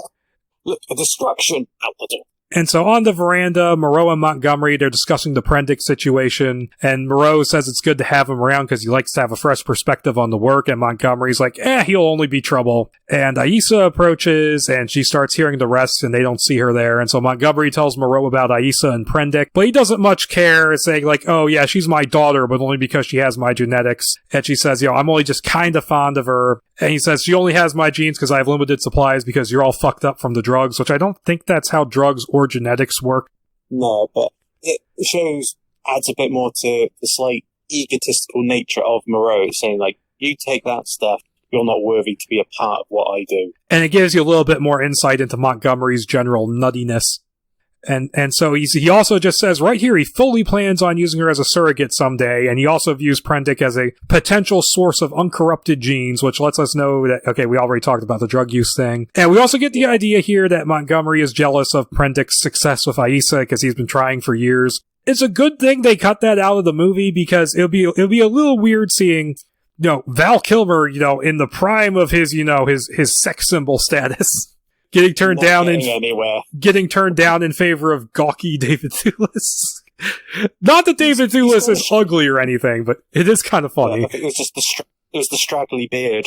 His alcohol, so beards. His alcoholic stubble. Yeah, I didn't know she was a beard man. If I'd known, I would have grown one. And so over dinner, Moreau invites Prendick to work with the Beastmen and help build their society, but he turns it down. And Montgomery displays hostility towards Prendick, needling him not so subtly about Aissa, who joins them at the table just as dinner is served. And I think this is like the last time we refer to his jealousy is in this scene. Yeah. Yeah, it is actually, I think, yeah. And it's supposed to be vegetarian, but Montgomery has his rabbit brought out much to Moreau's annoyance, and fuck me, I forgot to mention the rabbit. Yeah, well, that was right near the start, that sort of thing, yeah. Yeah, because like in the movie, they're bringing rabbits to the island, but only here it's explained that they're meant to be food for the leopard. And instead of being in the middle of nowhere like it is in the movie, the hutch is inside the compound, and he just, because, he's this big, he likes his meat, so he occasionally indulges himself, and Moreau knows about this. And there's a scene where he pulls the rabbit out of the hutch, just snaps its neck, and you hear it scream, and it's kind of disturbing, and in the movie it's hilarious, because it's just, he just kind of goes, Yeah, and of course, because in the script, Prendick doesn't realise that's what he's going to do. He thinks it's a joke. It's, I'm going to let him go as well. And so they bring out the rabbit gets brought out much to Moreau's annoyance, and this prompts Prendick to bring up the beast man. He and Aissa found sucking up water from a stream with a dead rabbit nearby, and Aissa says, "Oh, that was Lomai." And Moreau mentions that Lomai has always been a troublemaker. He's been hanging out with that damned hyena swine. Yeah, thanks for setting his character up off camera. Yeah, perfect setup there. And he says, an assembly will have to be held the next day, and Prendick will have to serve as a witness. And then Moreau leaves the room, and he shares a glance with Maling. And Prendick notices that Azazello is licking his hands. He's become intrigued by the taste of the rabbit. Which I thought was a nice little visual. It's like he's lapping it off his fingers. And the rabbit on the dinner table does happen in the movie, but it never gets brought up. Like, this whole development of Azazello gaining this bloodlust is just, it just sort of happens in the movie. Like, we don't get any of this build up to it. Again, another one of the many mistakes the movie ended up sadly making. And so Aissa goes to Prendick after the dinner has concluded, telling him what she heard and that they won't let him leave. And okay, I have to mention here, this is where Moreau's characterization is significantly different, because here he doesn't view her as anything. Whereas in the movie, I get the impression that when he says, he thinks of them as his children, he actually does believe it, and he actually does care about them to an extent. Yeah, again, that's another perfect Brando kind of thing. It sort of humanizes that part, essentially. Whereas here, he's sort of the uncaring, indifferent, godlike figure who just doesn't really give much of a shit about what happens to his creations beyond serving his purpose. Yeah, exactly. And that causes a disconnect later on, because I will have to talk about that when we get to that assembly. Fair enough. Yeah, it's worth saving it till then. And so she tells him about this. He asks her how to use the radio, and she says that Maling knows. And then the three of them, they gather in the radio hut, but get only static, and apparently it's been that way for 5 days. And they think, ooh, and Montgomery walks in, and he says maybe they're jamming the radio to keep him there, but he dismisses it and says, oh, that's just paranoia, it's because of what's going on in the world. And they never actually confirm one way or another what's going on there in this draft. No, they don't. And I did actually like that it just keeps you guessing ever so slightly. Because in the movie, they are definitely keeping him on the island for a reason, which we'll get into because it's more important later. But this is also a scene that's different because the whole apocalypse thing is a better explanation for why they can't get communication to the outside world. Because what happens in this scene in the movie is Douglas and Maling are sitting there at the radio trying to get it to work, and Maling's like, haha, I can fix it, I can make it work. And then the shutter on the window lifts, and Montgomery pops in wearing a motherboard on his head and says, not without this you won't. And this whole scene of them talking in the radio hut continues on with him wearing this thing on his head like a hat. Oh, that just makes me sad. And he talks about how, we're getting back to the script here, he talks about maybe as nothing is left in the outside world, and seems to be genuinely angsting about that a little bit. And then he needles Prendick over Aissa possibly being a beast woman before offering him a joint yet again, and Prendick finally accepts it. Not thinking, it specifies. He's not thinking, he just instinctively takes it. Yeah, he just grabs it, because at this point he's just so on the edge he doesn't care anymore. Perfect genetic material, why? And so Prendick gets confronted by Aissa on the veranda, ranting about how she thinks that Montgomery has told him that she's one of them, and she moves to attack him like a cat, but he begins to calm her down. And then they make a plan to ready the launch while everyone's distracted by they're basically going to have like a big movie screen put up, and they're going to project stuff on it after the play that's being put on the next night. And so they have a moment dancing on the veranda to a romantic ballad playing on Aissa's stereo tape player. So I did like that. It's a nice little, again, it's just a nice little moment. Yeah, they build a sea of calm in this crazy maelstrom. Yeah, and brings up, and it's giving them a little bit of a more relationship moments, which builds their dynamic a bit more. Yeah, oh, definitely. And so we go to the next day, and they assemble all the beastmen at the compound, and Moreau calls out Lomai for his crimes, and so the leopard man charges and attacks Moreau, and he's there with the hyena swine and a couple other guys. But he gets subdued by the dogmen with cattle prods, and then Moreau executes him point blank with a pistol, and the hyena swine, who's a friend of Lomai's, as we're told, and several other beastmen, they look on in anger. And so what happens in this scene in the movie is that because Moreau is more of a father-like figure, the way the execution happens is that Azazello just pulls a gun out of thin air and just shoots Lomai in the head for no reason. And it's like, where did you even get the gun? And he's like, I don't know. And he looks he just like this suspicious look over at Montgomery, who's like, oh, fuck. And so Prendick also notices that Azazello shares several suspicious glances with the hyena swine, and he sniffs at the body of Lomai as if taken with the scent of blood. So here we are building his character a bit more again. And here... sort of slow build going... and this is what, about 75 pages into the script? Yeah, pretty far in. And one thing that I think the movie does a little bit better here, because this is basically the setup you get for the hyena swine as a character. In the movie, they set up his friendship with Lomai a little bit more, and you actually see him mourning his death and stuff like that, and that's a better motivation, I think. That's one thing I like a little bit better about the movie. Oh, definitely. That works so much better rather than just introducing a possible antagonist this far in. Although it also causes other problems because if it was like this and Moreau executed Lomai, then his motivation would be a lot stronger in that version. But no, because they changed Moreau's characterization and they made Azazello do it, and he never has a problem with Azazello in the whole movie. It doesn't work. Yeah, it throws it off just somewhat. Yeah, and good and bad points on both. Like, you could combine the two and it would make a superior plot. Yeah. Or subplot. And so later, we get Prendick, Montgomery, and Azazello. They're watering a marijuana field while the Beastmen are engaged in a baseball game. And so... at least we now know where Montgomery's getting all his weed from. Yeah, and what I find interesting about the Beastmen playing baseball is that reminds me of some of the behind-the-scenes stuff with Planet of the Apes, where there was the Oliver Stone-produced version, where the reason why that got stalled is because there was an executive insisting to put in the scene where the apes are very badly playing baseball, and no one wanted to do it. Christ. What is it with these execs? I don't know. It's almost like a certain producer I hate. Hashtag fat guy there. That's pretty funny. It just gets to me. Yeah, and so... While this is going on, Kirill and the hyena swine, they approach Montgomery and now asking about why Prendick, if he's like you and he could walk in the ocean, why did he bleed and weep when neither you nor Moreau have, and despite the fact he's been given the same level of authority over them. And Montgomery just threatens them when he gets sick of the questioning, and he hands over a joint to Azazello out of nowhere, and Prendick is like, is that such a good idea? He's like, I don't know, maybe not. Yeah, from what happens later, definitely not. And you could tell the whole situation is kind of, making him a little less cautious than he otherwise would have been. Yeah, sort of, Prendick has sort of, lowered his guards somewhat. Also, it gets handed over to the hyena swine as well. I'm surprised he wasn't, chuckling later on. And so Kirill continues questioning Montgomery, saying that killing is against the law, and accuses him of killing the rabbit, and he does an impersonation of what's happening, and that's a very creepy kind of moment here. Yeah, so I think it did hint late in that little bit earlier in the script that someone may have been watching, or Prendick says, what if somebody's watching? Nobody is. Yeah, he said, yeah, he says, what if somebody's watching, and in the movie you just get a goofy POV. God, yeah, shoddy POV, typical. Yep, and so he tries to talk his way out of it, and as this is going on, the baseball game turns violent, and Prendick sees the hyena swine looking on him with contempt. This is interesting. It makes me think, why is he looking upon Prendick with contempt? I guess he just doesn't like the humans in general. And it's just, I suppose, that makes a lot of sense. I suppose, Prendick's, because he's the new one, who's almost changed everything, is the perfect one to.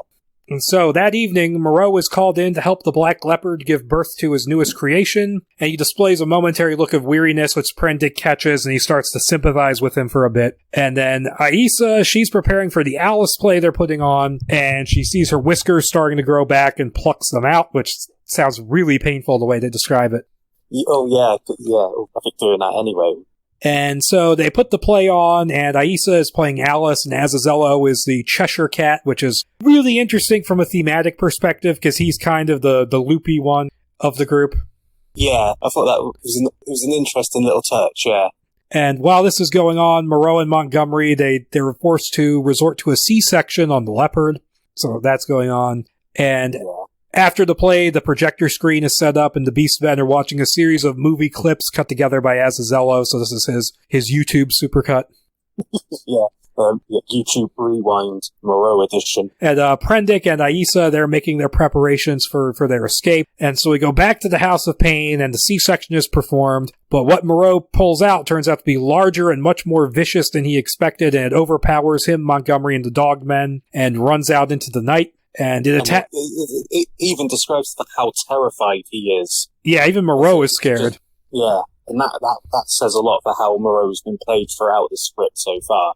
Like, this is like complete. This is something that's complete. The fact that he's out of control of this has him terrified. And so, so Montgomery and the Dogmen, they chase after it, running out into the night. And, Prendick and Aissa are about to go to the car to drive to the launch, and then it runs at him, slashes his chest and arms before running into the jungle, and Moreau pursues it on horseback. And even says it's still growing at this point. Yeah, it's like getting bigger and bigger. It's hulking out as it's going. It's just crazy. Yeah. And by the way, all this not in the movie. They instead focused entirely on the hyena swine and his thing, and they do the whole thing with the implants, which isn't in the script. No, it's not in this version of the script, no. And so Prendick, he's laid up at the compound with Montgomery and Aissa looking after him, and Moreau and the Beastmen tried to flush out the newly born chimera, as it's called, in the jungle. And it attacks Moreau and a dogman named Wagdi, who's one of the servants in the house, who's in a bunch of scenes before this, and it crushes that guy to death. And then Moreau manages to kill it, to mortally wound it with his gun, but he gets badly wounded in the process himself. And he's found by the hyena swine and several of his compatriots who hack him to death with machetes, with hyena swine declaring himself the new god and the law no more, which is a line from Island of Lost Souls. We get that. That's a nice little touch from Stanley there. Yep. Just bringing all the little bits from the previous versions in. Now, it may have been in the book, but I don't remember. I reckon probably most likely is in the book, but if it sounds like sort of the way they went with Island of Lost Souls, they probably did have it in there. Even it may have just been at one line rather than a repeated motif.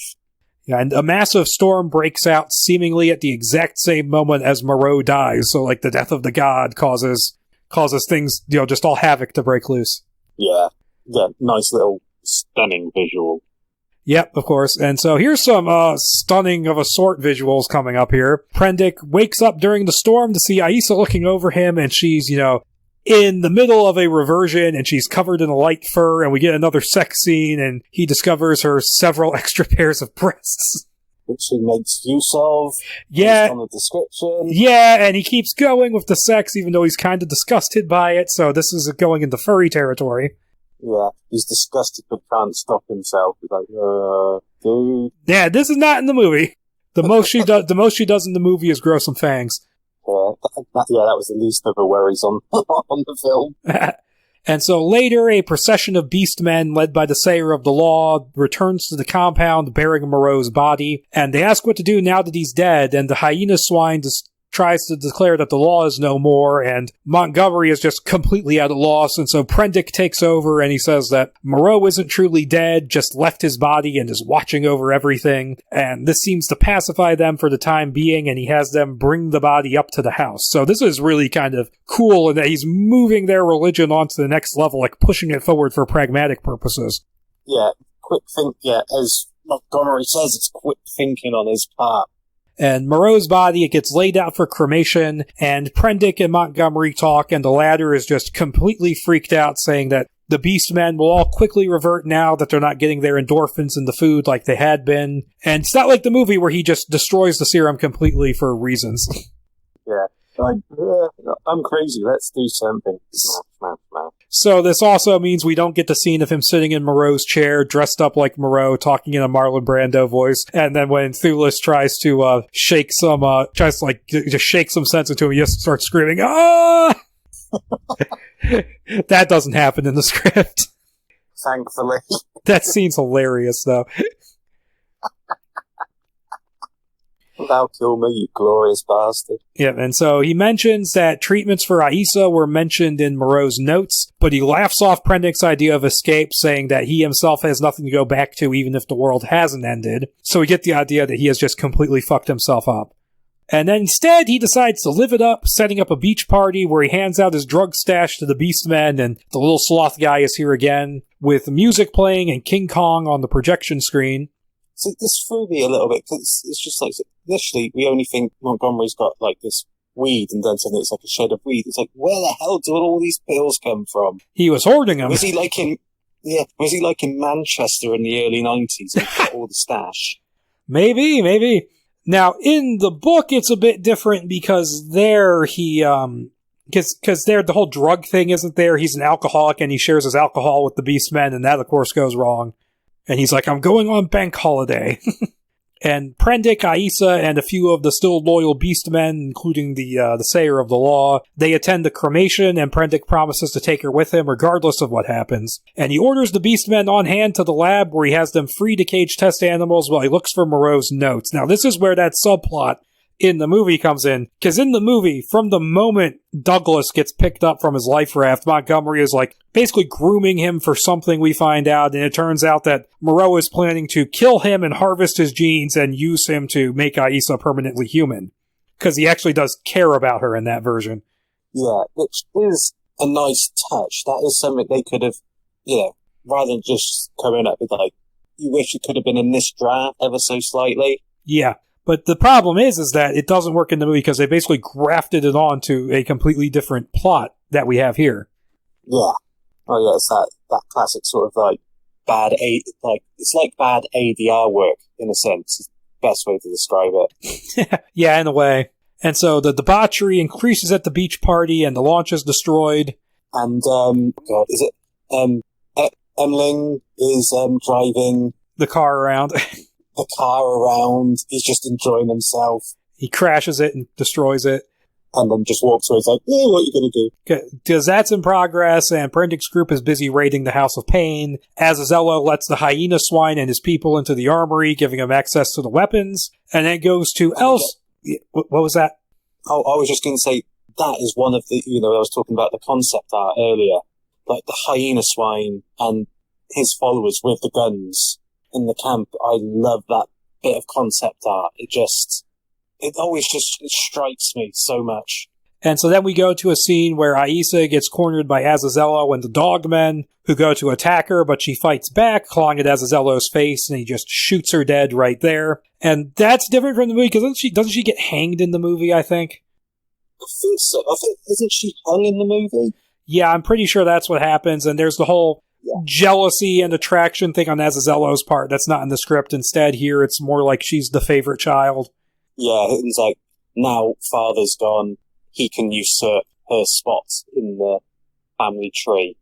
And moving on from there, the hyena swine and his accomplices, they confront the Beastmen who are mourning at Moreau's cremation, holding them at gunpoint and declaring that the law is dead. And when they don't listen, they open fire on them, killing everyone, including Kirill and the Sayer of the Law, and his mask gets shot and it splits open, and that's the first time you actually see his real face. Nice little touch. Again, that would be a great visual. You can almost see that do it almost slight slow motion. The Sayer hitting the floor and the mask sort of splitting and falling apart, and you seeing like the bullet hole in his forehead. Yeah, and that's another difference from the movie, because in the movie, the Sayer of the Law survives, and he's standing on the beach at the end saying, "Oh, we'll return to our original forms, that's best, blah, blah, blah." Yeah. Well, you've got to give Ron Perlman something to do. Yeah, that's true. And then during this, some barrels get struck by gunfire, and makes the gasoline catches on fire, and it creeps towards the house, and the house catches on fire.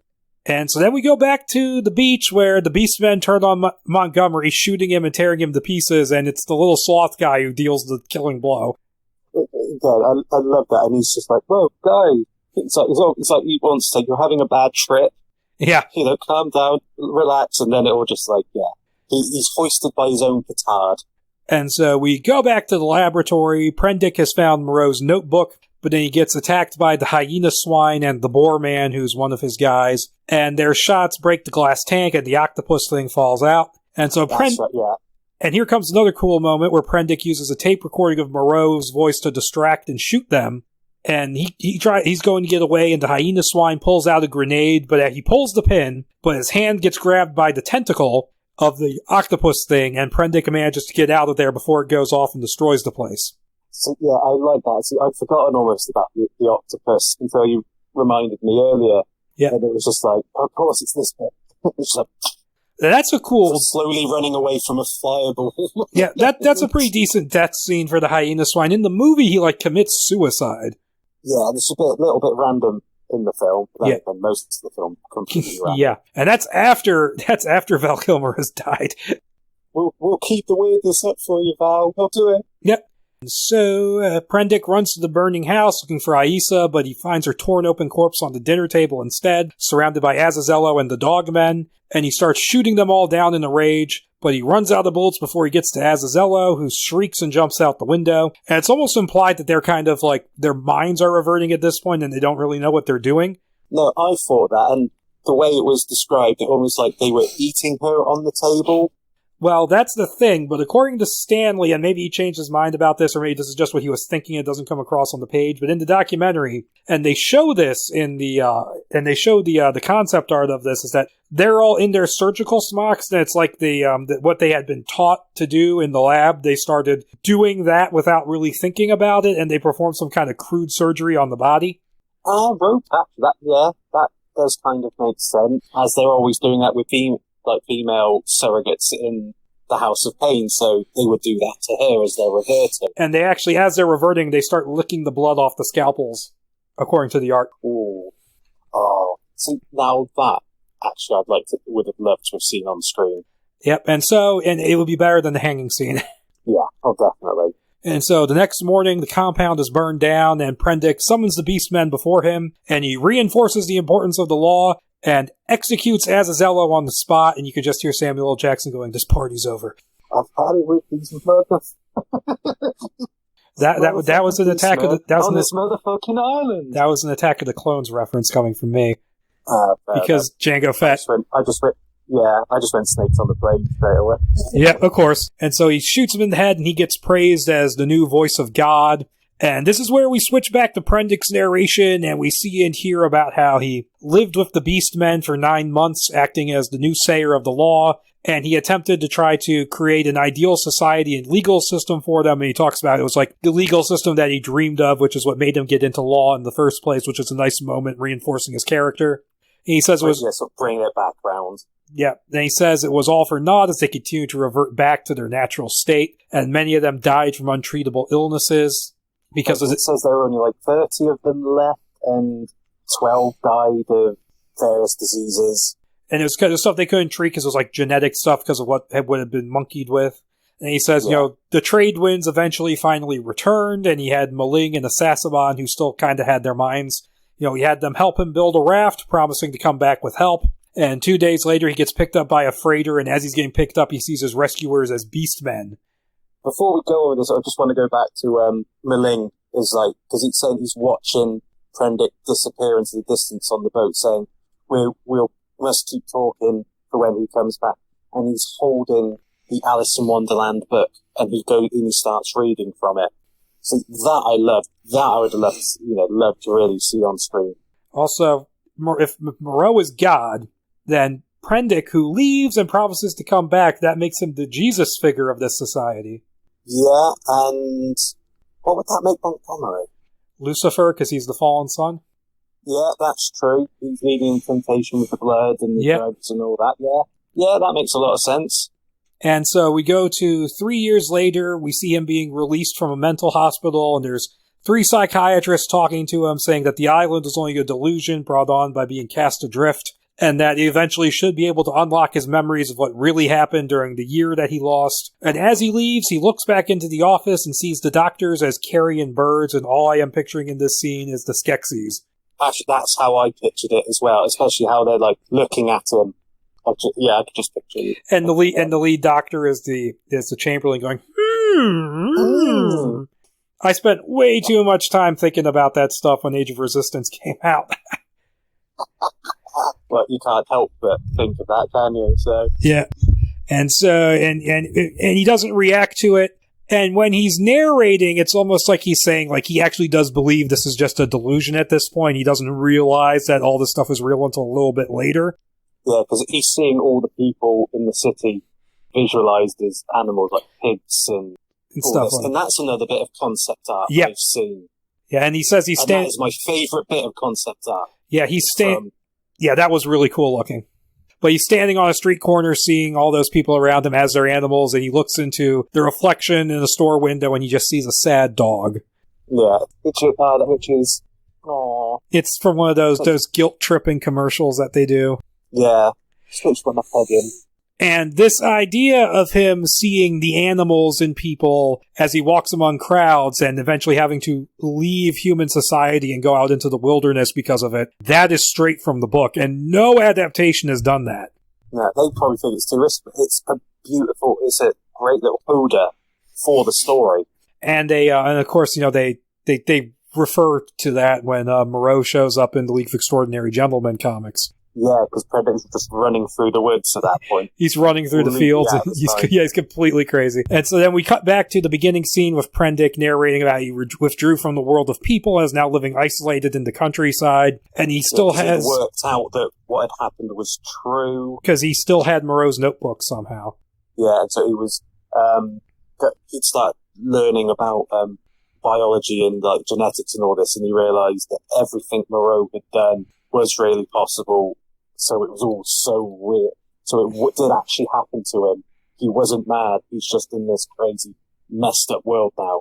Yep, and so, he goes to blow his brains out with the gun like, he was planning to do at the beginning. But the sound of his dog, barking and scratching at the door, scraping at the door, if we're bringing Nicolas Cage into it, it gets him to put it down. And he seems to kind of think better of the idea of the suicide thing because the dog is just too cute. And and it was like, because he says, this is the reason I locked you out, is so you couldn't stop me.